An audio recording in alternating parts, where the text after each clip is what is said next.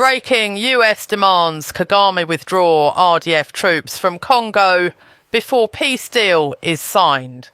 In a stunning diplomatic shift, Reuters reports that the United States is backing a peace agreement that requires Rwanda to withdraw all its troops, weapons and equipment from Congolese territory before any deal can be signed. This game-changing condition not only puts Paul Kagame's regime on the defensive, but signals a historic win for President Tshisekedi and the Congolese people. Could this finally mark the turning point in the DRC's decades-long fight for sovereignty and peace? Stay tuned as we unpack the full implications of this development. Why it weakens Kagame, vindicates Congo, and prepares the ground for lasting liberation in the Great Lakes region. The winds of diplomacy are shifting, and for the first time in decades, they are blowing in favour of the Congolese people. According to a Reuters exclusive, the United States is now promoting a bold peace initiative that directly challenges Rwanda's illicit military presence in the Democratic Republic of Congo. The proposed agreement, drafted by US officials and confirmed by multiple diplomatic sources, clearly stipulates that Rwanda must first withdraw its troops from eastern Congo before a peace deal can be finalised.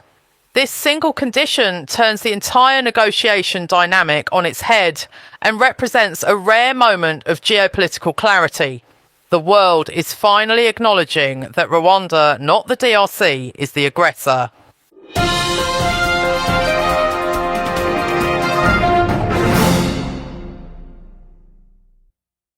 For years, President Felix Tshisekedi has been calling for the international community to recognise Rwanda's direct involvement in the destabilisation of eastern Congo. The evidence has always been overwhelming, from intercepted communications to the testimonies of defectors and international reports detailing the movement of RDF troops and heavy weaponry across the Rwandan border into Congolese territory.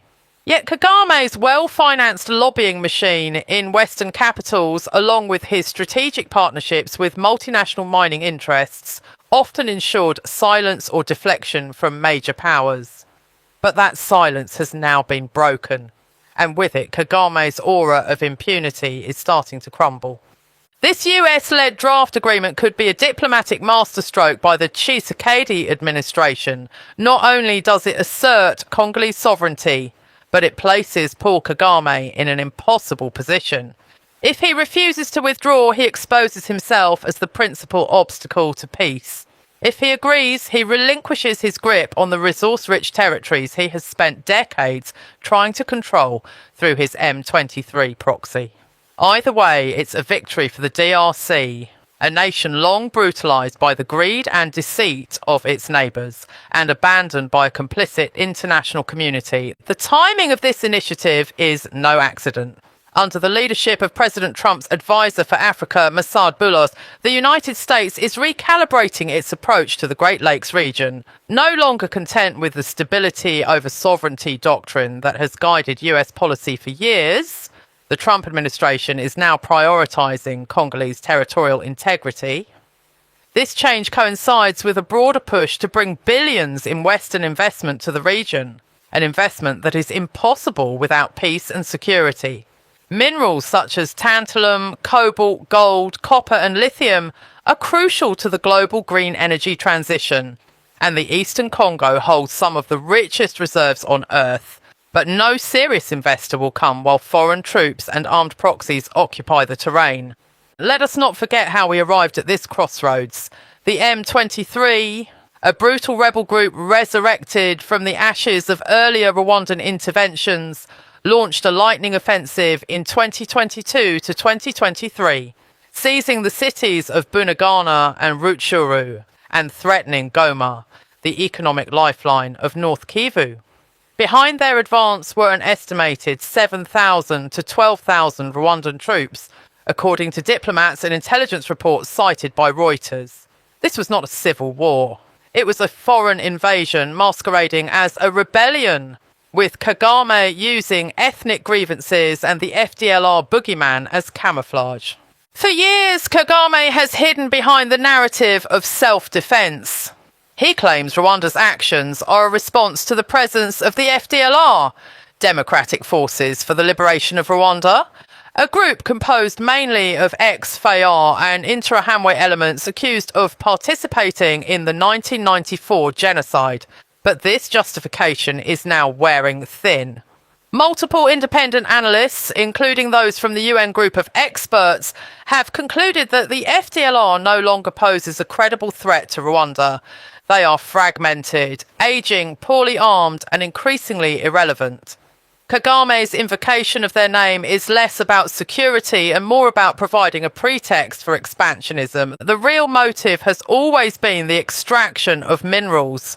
The coltan was smuggled across the border into Rwanda. This gold mysteriously vanishes from Congolese mines only to reappear in Dubai via Kigali. In these lithium-rich territories, local communities are displaced under the guise of security operations. This is the true face of Kagame's war. His regime has operated like a mafia state, leveraging violence, propaganda, and Western complicity to plunder Congolese wealth. Joseph Kabila, the former Congolese president, bears his share of responsibility. It was under his 18-year rule that Rwanda's influence metastasized. Kabila's deep ties with Kigali, whether out of self-preservation, ideological alignment, or outright betrayal, allowed RDF troops to infiltrate Congolese territory with minimal resistance. He compromised the intelligence services, co-opted the army's top brass, and ceded diplomatic ground to Kagame's regime. Tshisekedi inherited a poisoned chalice but refused to drink from it. Instead, he began the long and arduous process of reclaiming his sovereignty. Tshisekedi's approach has been a blend of firmness and diplomacy.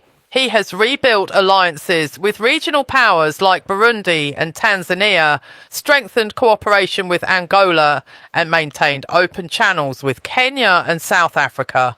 Meanwhile, he has worked relentlessly to rebuild the FRDC into a credible fighting force. This includes removing officers with ties to foreign networks, investing in local military industries, and empowering community defence groups such as Wazalendo. Citizens who have taken up arms not for profit, but to defend their land, their people, and their dignity. Unlike Kabila, Tshisekedi has not disregarded treachery within the ranks.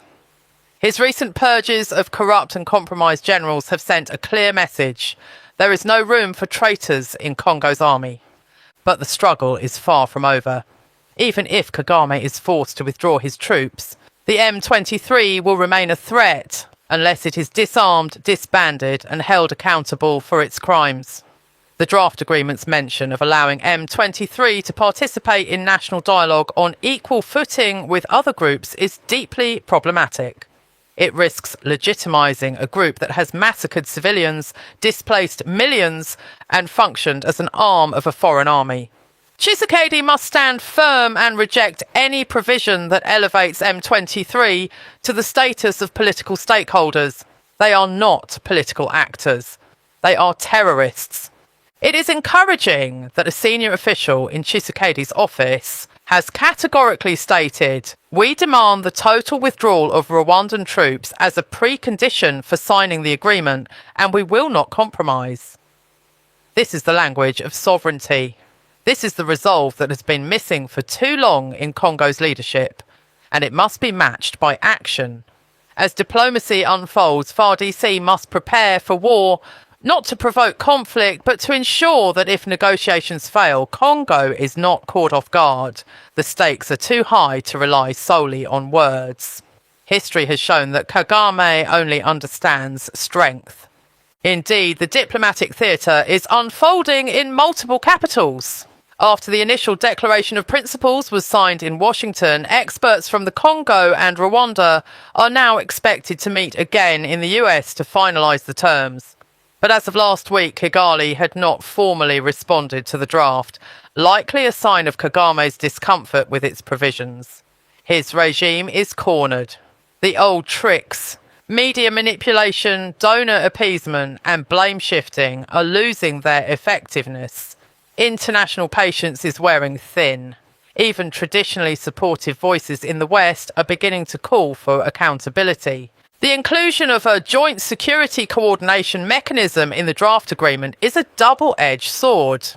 While international oversight could help monitor the peace process, it must not become a vehicle for Rwanda to maintain a presence under a different label.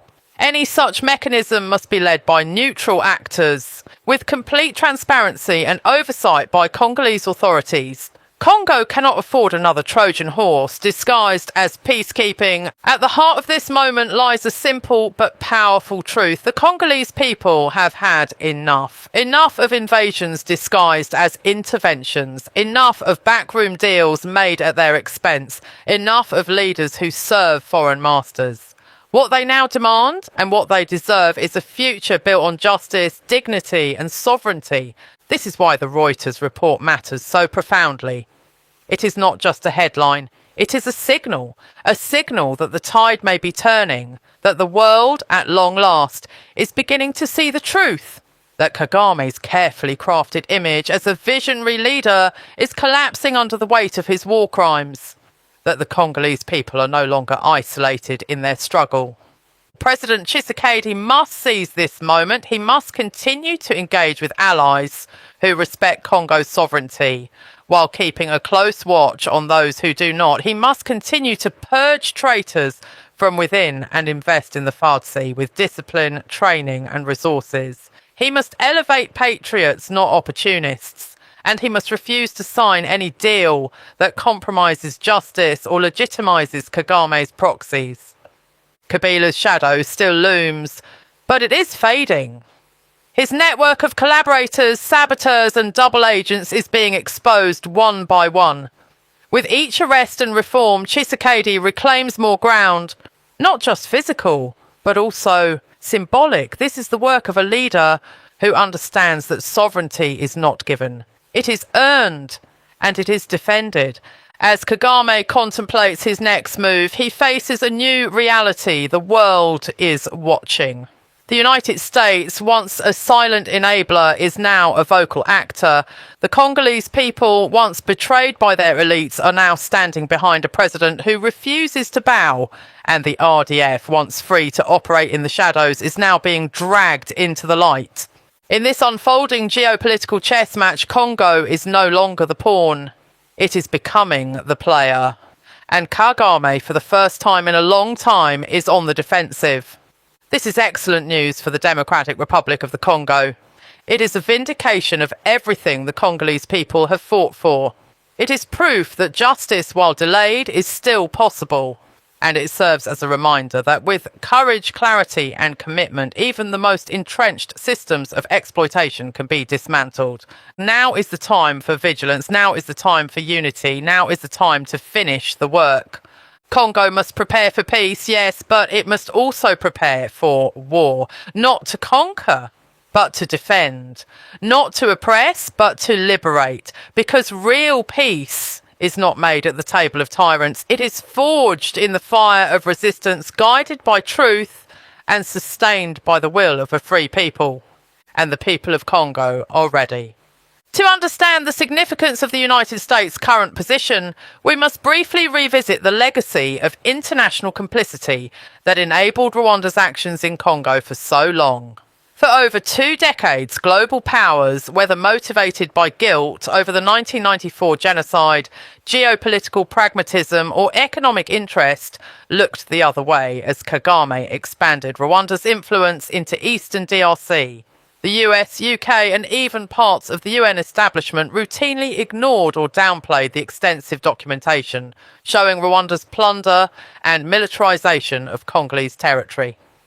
This silence was particularly deafening during the First and Second Congo Wars, which resulted in the deaths of millions of Congolese.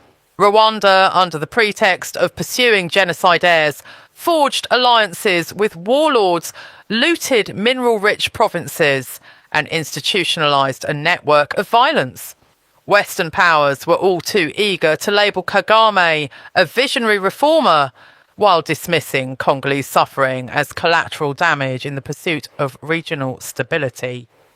That narrative is now collapsing. It is collapsing due to the relentless advocacy of Congolese civil society, the bravery of local journalists, the resistance of Wazalendo fighters on the front lines, and the diplomatic persistence of President Tshisekedi's government. These actors have reshaped global perception and forced international institutions to reckon with the inconvenient truth. Kagame's Rwanda is not a stabilising force. It is the epicenter of regional destabilisation. This is precisely why the Reuters revelation is such a seismic development. It signals that the old playbook no longer works. The script where Rwanda cries FDLR and the West responds with more aid or silence is being rewritten. The new condition, that Rwanda must first remove its occupying troops, flips the narrative. It puts Kagame in a corner from which propaganda alone cannot extract him. Critically, this diplomatic breakthrough also exposes the fragility of Kagame's regional alliances. Uganda's shifting posture, Burundi's military cooperation with the FARDC, and even Tanzania's quiet but firm support for Congolese sovereignty are all signs of a changing tide. Kagame no longer commands the same loyalty among East African leaders. Many now view his ambitions as reckless and dangerous, particularly given the growing risk of regional war. Kagame's domestic position is also increasingly precarious. While his regime maintains a tight grip through fear, surveillance and repression, cracks are beginning to show. The Rwandan economy, propped up by donor money and illicit mineral revenues, faces serious vulnerabilities. Youth unemployment is rising. Dissent among the diaspora is growing louder. Former allies and insiders have begun speaking out. Even international media, once reluctant to criticise him, now publish investigations into Rwanda's covert operations and human rights abuses. This isolation is likely why Kagame is hesitant to respond to the US draft. He knows that agreeing to the terms would be tantamount to an admission that Rwanda has troops in Congo and is the party blocking peace. It would also force him to abandon the mineral corridors he has so carefully cultivated in North Kivu and Ituri. These resources are not just economic assets, they are political lifelines. Kagame has built his domestic legitimacy around the image of a strong, economically vibrant Rwanda. Without Congolese minerals, that image fades, but stalling will not save him. The Congolese position is more precise than ever. The demand for total withdrawal is non-negotiable. Tshisekedi has correctly identified that no real peace can be achieved while a foreign army occupies sovereign territory. The stakes are too high. Every day of occupation fuels more displacement, more suffering, more resentment. Every ounce of coltan smuggled across the border is stolen prosperity. Every RDF unit stationed on Congolese soil is a violation of international law and a threat to national dignity. The presence of M23 only deepens this urgency. This group is not a legitimate political movement. It is a mercenary force used by Kagame to maintain a foothold in Congolese affairs. Its record is littered with atrocities, from the massacres in Kiwanja to the displacement of entire communities. The notion that M23 should be invited to participate in national dialogue on equal footing is not just offensive, it is dangerous. It sets a precedent that armed aggression pays off. If the DRC were to accept such terms, it would risk emboldening other proxy groups and foreign backers. That is why Tshisekedi must continue to reject any clause that elevates M23 to the status of a political actor. Justice must prevail. Dialogue must be reserved for actors committed to peace, not those with blood on their hands and Rwandan uniforms beneath their rebel fatigues. Meanwhile, internal reform remains critical. The fight for sovereignty does not end at the border. It must continue within. The FARDC must not only be strong, it must be clean. The ghost of Kabila's regime still haunts parts of the military and intelligence services. Networks loyal to foreign interests remain embedded, quietly working to sabotage progress from within. Tshisekedi's task is to dismantle these networks systematically, to replace treachery with patriotism, and to reward merit over corruption. Wazalendo fighters offer a powerful example. These Congolese patriots, drawn from communities ravaged by war, have shown extraordinary courage and resilience. They are not irregular fighters seeking chaos, as foreign media often portray them to be. They are defenders of the homeland, filling the gap left by decades of institutional neglect, integrating them into the broader security framework and providing them with resources, training and recognition must be a priority. Their presence reminds the world that Congo's resistance is not just political or military. It is deeply rooted in the spirit of its people. As for the international community, this is a moment of reckoning. For years, global powers enabled Kagame's adventurism through inaction or misdirected support. They chose convenience over principle. But now, faced with undeniable evidence and growing regional instability, they are being forced to choose again. Will they back sovereignty or savagery? Will they invest in justice or impunity? The answer is beginning to take shape. By backing a deal that centres on Congolese territorial integrity, the United States has taken a step, one that must be followed by concrete action. Sanctions against RDF commanders operating in Congo, restrictions on Rwandan officials who oversee the looting networks, and public accountability for Kagame's transgressions should follow. Words are not enough. There must be costs for those who defy international norms. And what of Joseph Kabila? The man who once ruled Congo through a toxic blend of secrecy and submission to foreign agendas now finds himself increasingly irrelevant. His former allies are being arrested. His networks are being dismantled. His legacy is being rewritten, not as a stabilizer, but as an enabler of foreign exploitation. The Congolese people remember, and as Tshisekedi continues his reform agenda, that memory will serve as a guide. Never again shall Congo be ruled by those who place personal gain above national pride. As this new chapter begins, it is essential to remain vigilant. Kagame will not surrender quietly. His regime may attempt false flag operations, renewed rebel offensives, or diplomatic trickery to stall the process. The DRC must remain resolute. The United States and its allies must stand firm, and the African Union, too often silent, must finally rise to the occasion. Regional stability depends on it. This is more than a political manoeuvre. It is a moral stand, a declaration that Congo's suffering will no longer be ignored, that its people are not expendable, that its future belongs to them and them alone. The road ahead will not be easy. Even with the RDF withdrawal, rebuilding eastern Congo will take time, resources and a deep national healing process.